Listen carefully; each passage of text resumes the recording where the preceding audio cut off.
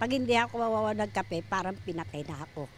Hindi lang si Nanay Carmen ang tila coffee is life. Sa tindahang ito sa Quezon City, kapeng mainit ang in-order ng mga nag-break sa katabing construction area kahit tanghaling tapat.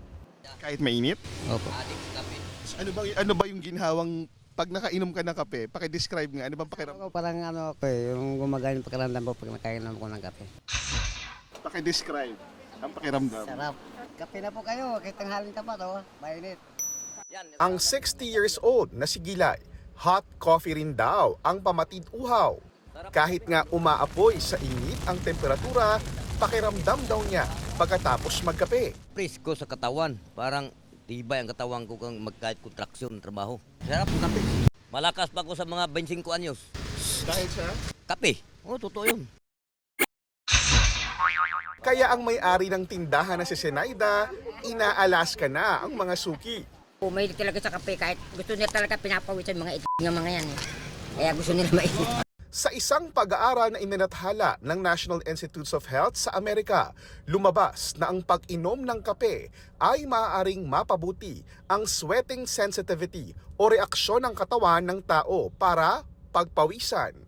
May mga sangkap din daw ang kape na maaaring magandang pag-aralan na makatulong para mapreskuhan ang uminom nito kahit mainit ang panahon. Pero wait a minute, kapeng mainit. Bagaman posibleng may magandang epekto ang pag-inom ng kape sa mainit na panahon, ayon sa ilang doktor, may dapat pa ring isaalang-alang. Anong klase yung iniinom natin? Katulad ng coffee, it has diuretics. So, diuretic effect. Ano ibig sabihin ng diuretic effect? Pwedeng umihi ka ng umihi. So, ibig sabihin mawawala yung tubig sa katawan mo. So, pwede ka ma-dehydrate. At mainit man o malamig, ang mahalaga raw ayon sa nakausap naming doktor. If mainit ang panahon, you stay hydrated. So, you drink any liquid na you think na makakatulong ma-hydrate yung katawan mo. Payo ni dating Health Secretary Jaime Galvestan na isang holistic health and wellness advocate. Ang mainam na pang-hydrate, mineral water dahil sa electrolytes nito. Iwasan din daw ang mga inuming matatamis.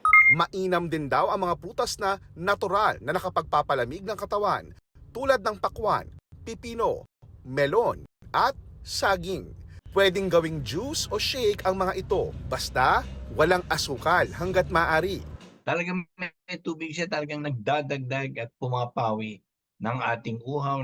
Iwasan din daw ang tinatawag na hot fruits at vegetables dahil nakapagpapainit ng katawan tulad ng mangga, papaya, orange, sampalok, peras, sili at luya. Para sa GMA Integrated News, JP Soriano, nakatutok 24 oras.